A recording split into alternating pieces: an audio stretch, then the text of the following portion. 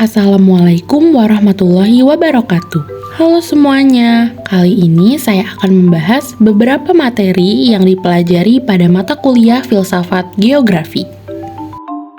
Sebelum mulai, izinkan saya untuk memperkenalkan diri. Nama saya Septian Kirana Wardani dengan nomor NPM 2313034047 dari Fakultas Keguruan dan Ilmu Pendidikan, Program Studi Pendidikan Geografi Angkatan 2023 Universitas Lampung. Pada video ini, saya akan memaparkan 4 materi utama yang dipelajari pada mata kuliah Filsafat Geografi di semester 1. Materi pertama yaitu ada pengertian filsafat, cabang, dan contohnya. Baik, yang pertama kita akan bahas apa itu filsafat.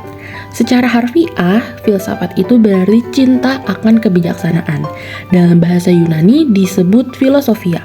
Bisa disebut philos berarti cinta, atau philia atau persahabatan ataupun tertarik kepada sesuatu. Dan sophos itu bisa berupa kebijaksanaan, pengetahuan, keterampilan, pengalaman praktis ataupun intelijensi. Adapun pengertian filsafat menurut beberapa ahli. Yang pertama menurut Fuad Hasan. Menurutnya, filsafat adalah suatu ikhtiar untuk berpikir secara radikal untuk sampai kepada kesimpulan yang universal. Lalu yang kedua, menurut Martinus Jan Langeveld, filsafat adalah ilmu yang mengkaji tentang sesuatu yang berkenaan dengan makna keadaan atau hakikat, tentang Tuhan, keabadian, dan kebebasan.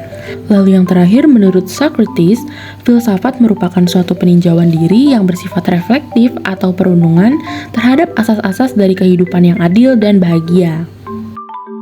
Berdasarkan pengertian-pengertian menurut ahli, dapat kita simpulkan bahwa filsafat itu ilmu yang membahas sesuatu secara radikal, apa yang tidak dapat diselesaikan oleh ilmu pengetahuan biasa, yang merupakan hasil daya upaya manusia dengan akal budinya untuk memahami secara radikal, integral, sistematis tentang hakikat Tuhan, alam semesta, dan manusia itu sendiri.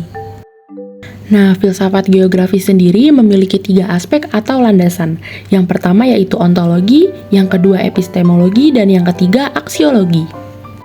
Ontologi merupakan cabang ilmu filsafat yang mengkaji hakikat sebenarnya dari suatu ilmu. Secara ontologi ilmu geografi ini harus dipahami secara utuh oleh para geograf.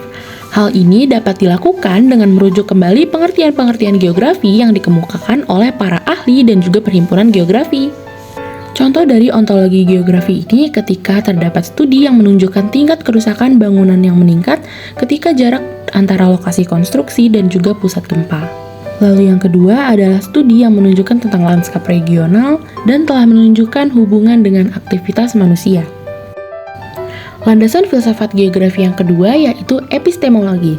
Epistemologi merupakan cabang filsafat yang menekankan pada kajian terhadap cara mendapatkan pengetahuan secara benar. Dalam hal ini, aspek epistemologi dalam ilmu geografi sama seperti rumpun. Adapun contoh epistemologi geografi. Yang pertama, studi populasi di mana ahli geografi dapat menggunakan analisis statistik menggunakan teknik geospasial untuk mematahkan pertumbuhan populasi. Lalu yang kedua, saat menyelidiki gunung berapi, ahli geografi menggunakan teknologi geospasial untuk memetakan dan menggunakan analisis kuantitatif. Yang terakhir yaitu aksiologi. Aksiologi dalam konteks geografi mencakup tentang penelitian dan analisis terhadap nilai-nilai yang mendasari interaksi manusia dengan lingkungan geografis. Dengan kata lain, aksiologi ini merupakan sesuatu yang membahas nilai-nilai dan juga prinsip-prinsip yang memengaruhi keputusan dan tindakan manusia terkait dengan aspek geografi. Contoh aksiologi geografi ketika seorang peneliti geografi menjadikan suatu wilayah tertentu untuk dijadikan daerah pemukiman, maka lebih dulu mengkaji tentang jenis tanah, morfologi, aksesibilitas pada kondisi tanah pada wilayah tertentu. Contoh kedua yaitu melihat letak geografi Indonesia yang dilalui oleh jalur sirkum Mediteran, seberapa tinggi tingkat kerawanan bencana alam. Nah, materi pertama cukup sampai di situ. Kita akan lanjut ke materi kedua, filsafat geografi. Pada materi kedua, kita akan membahas mengapa kita perlu mempelajari filsafat geografi, persamaan dan perbedaan wilayah, dan juga kita akan menganalisis suatu artikel. Pertama, mengapa kita perlu mempelajari filsafat geografi? Geografi membantu seseorang mengasah keterampilan, memahami, menguasai, mengelola, dan mengoptimalkan ruang. Dengan geografi, kita juga akan mengetahui banyak lokasi-lokasi di permukaan bumi dan membaca peta dengan baik. Keterampilan dalam disiplin ini juga dapat mengarahkan kita untuk memprediksi fenomena di masa depan dengan melihat pola yang terjadi di masa kini. Adapun beberapa manfaat dalam mempelajari geografi. Yang pertama, geografi ini memberikan informasi tentang pemetaan daerah rawan bencana. Yang kedua, geografi memberikan informasi terkait pemetaan potensi pertanian daerah, potensi ekonomi daerah, dan potensi alam daerah. Yang ketiga, geografi memberikan informasi tentang kondisi lingkungan, keadaan, dan jenis tanah, serta perubahan iklim. Yang keempat, geografi juga mencakup teori kependudukan dan migrasi populasi di suatu kabupaten, sehingga dapat memberikan informasi terkait kepadatan penduduk. Selanjutnya, kita akan membahas persamaan dan perbedaan wilayah. Wilayah atau region diartikan sebagai suatu bagian permukaan bumi yang memiliki karakteristik khusus atau khas tersendiri yang menggambarkan suatu keseragaman atau homogenitas, sehingga keseragaman tersebut dapat membedakan dari wilayah-wilayah lain di daerah sekitarnya. Adanya persamaan dan perbedaan antar wilayah pada hakikatnya disebabkan karena gejala geosfer yang tersebar hingga menyebabkan variasi potensi fisik dan non-fisik. Terdapat 3 faktor penyebab persamaan dan perbedaan kewilayahan. Yang pertama yaitu fisis, kedua manusia, ketiga fisis dan manusia. Selanjutnya kita akan menganalisis artikel berdasarkan landasan filsafat geografi yang bertema fenomena tsunami. Landasan filsafat geografi yang pertama yaitu ontologi. Dalam artikel ini, ontologi terdapat pada bagian awal artikel yaitu pengertian tsunami. Dalam artikel ini tertuliskan bahwa tsunami adalah rangkaian gelombang ombak raksasa yang timbul karena adanya pergeseran di dasar laut. Namun, menurut Kamus Besar Bahasa Indonesia atau KBBI, tsunami adalah gelombang laut dahsyat yang terjadi karena gempa bumi atau letusan gunung api di dasar laut. Bagian artikel selanjutnya sudah termasuk ke dalam landasan epistemologi. Bagian pertama pada epistemologi di dalam artikel ini yaitu penyebab tsunami. Tertuliskan bahwa penyebab tsunami seperti gempa bumi, letusan gunung berapi, longsor bawah tanah, ataupun hantaman meteor. Bagian kedua epistemologi yaitu tanda-tanda tsunami. Pada artikel ini tertuliskan bahwa tanda-tanda tsunami yaitu seperti terjadinya suara gemuruh, surutnya air laut, tanda-tanda dari hewan yang bertingkah aneh, dan juga aktivitas laut yang berbeda. Lalu, bagian terakhir dari epistemologi di artikel ini yaitu ada dampak tsunami. Dalam artikel ini tertuliskan bahwa tsunami memiliki banyak dampak atau kerugian bagi manusia. Yang pertama, terjadi kerusakan prasarana dan juga sarana sehingga menyebabkan aktivitas manusia terganggu. Yang kedua, lahan pertanian dan perkebunan rusak. Jadi, aliran air tsunami-nya itu bakal mengikis lahan pertanian dan juga perkebunan. Yang ketiga, dampak terhadap perekonomian. Bencana tsunami ini dapat mempengaruhi harga komoditas pangan dan energi yang tentunya akan memicu terjadinya inflasi. Landasan filsafat geografi yang terakhir adalah aksiologi. Aksiologi terdapat pada bagian akhir artikel yang judulnya Cara Menyelamatkan Diri Saat Tsunami.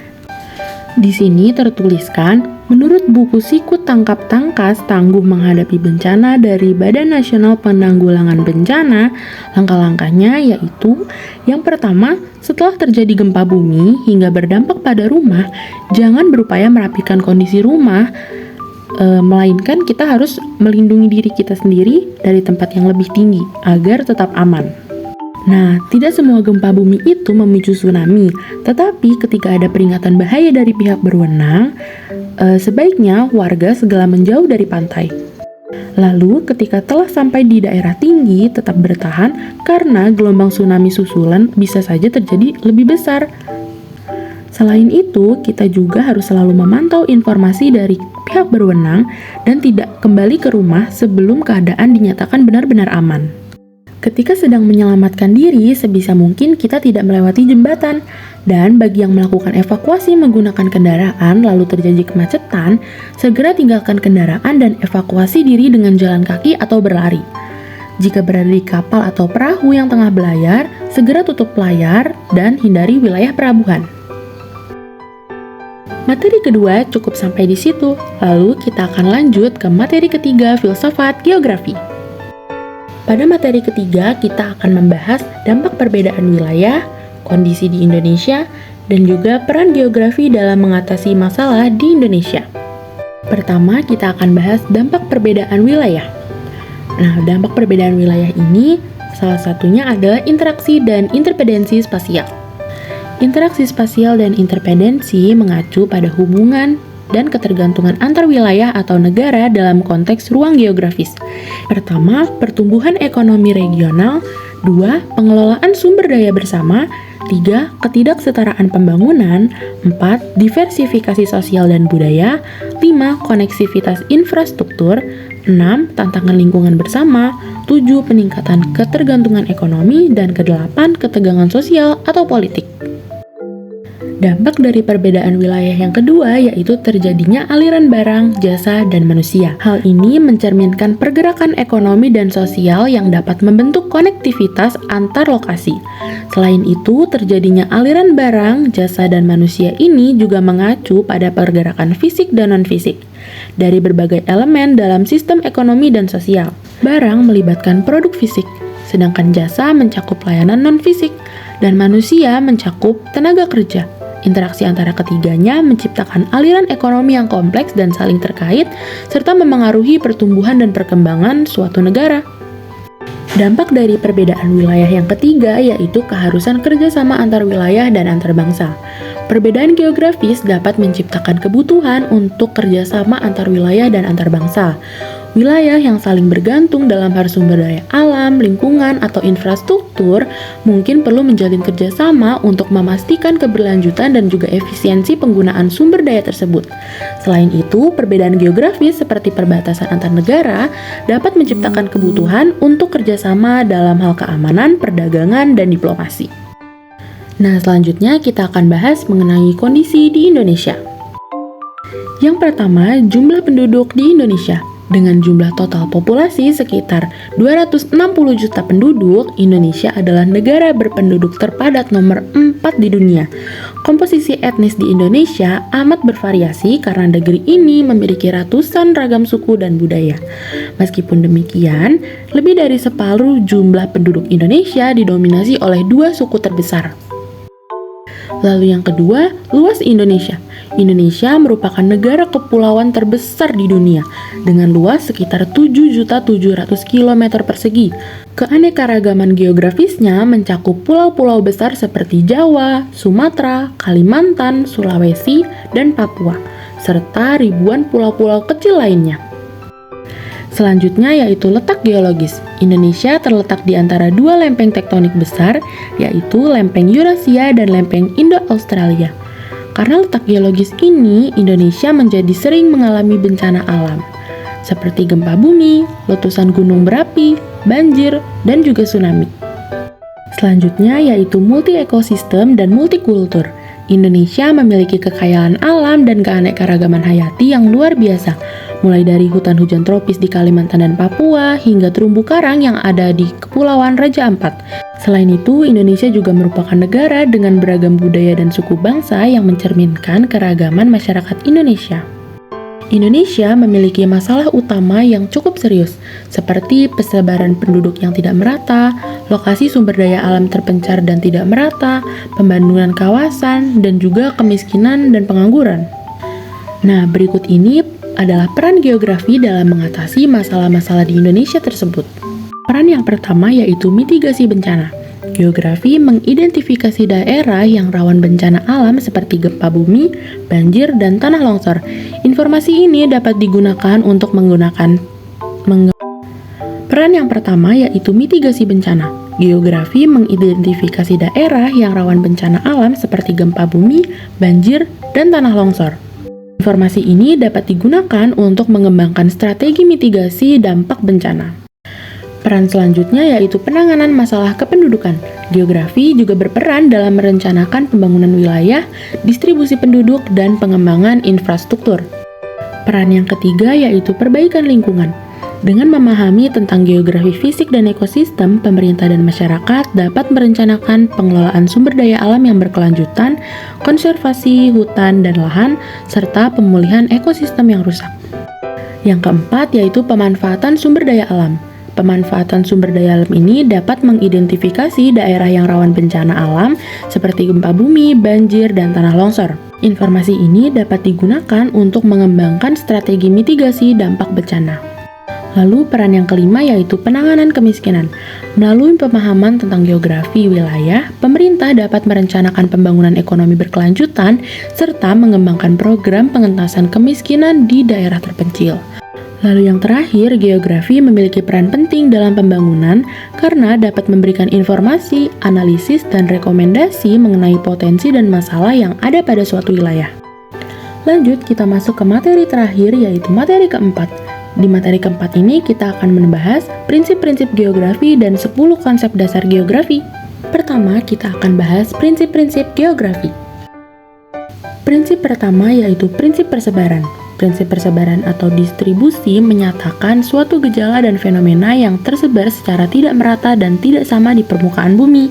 Gejala atau fenomena tersebut dapat berupa fenomena fisik maupun fenomena sosial. Fenomena geografi yang bisa diteliti misalnya tentang bentang alam, tumbuhan, hewan, dan juga manusia. Prinsip selanjutnya yaitu prinsip interrelansi.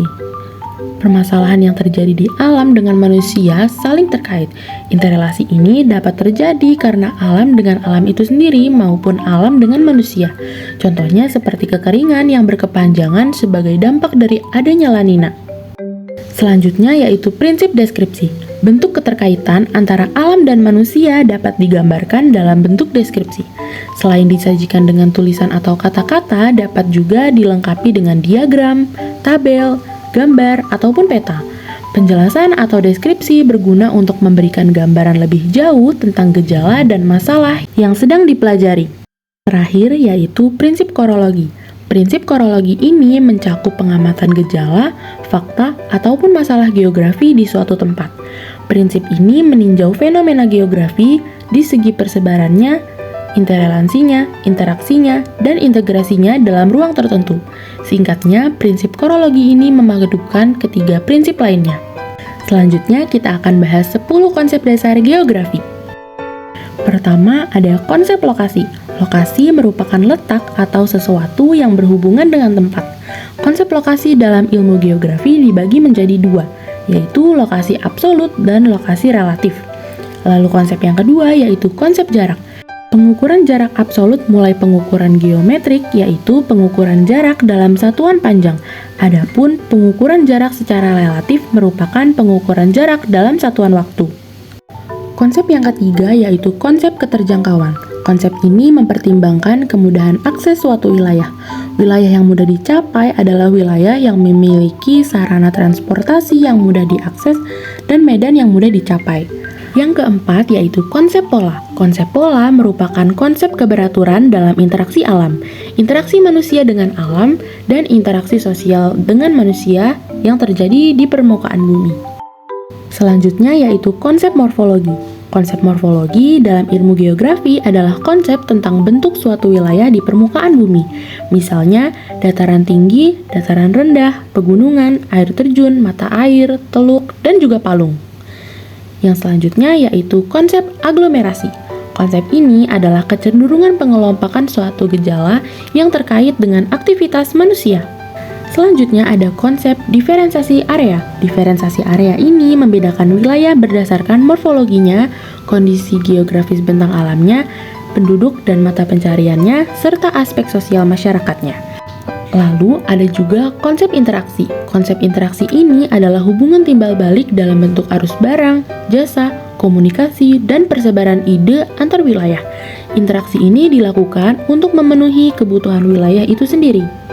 Selanjutnya ada konsep keterkaitan keruangan. Konsep ini adalah keterkaitan antara suatu ruang dengan ruang lainnya, baik secara geografis maupun sosial.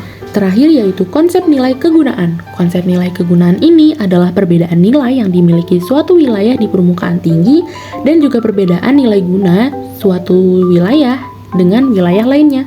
Cukup sampai di sini materi yang dapat saya sampaikan. Kurang lebihnya saya mohon maaf. Terima kasih. Wassalamualaikum warahmatullahi wabarakatuh.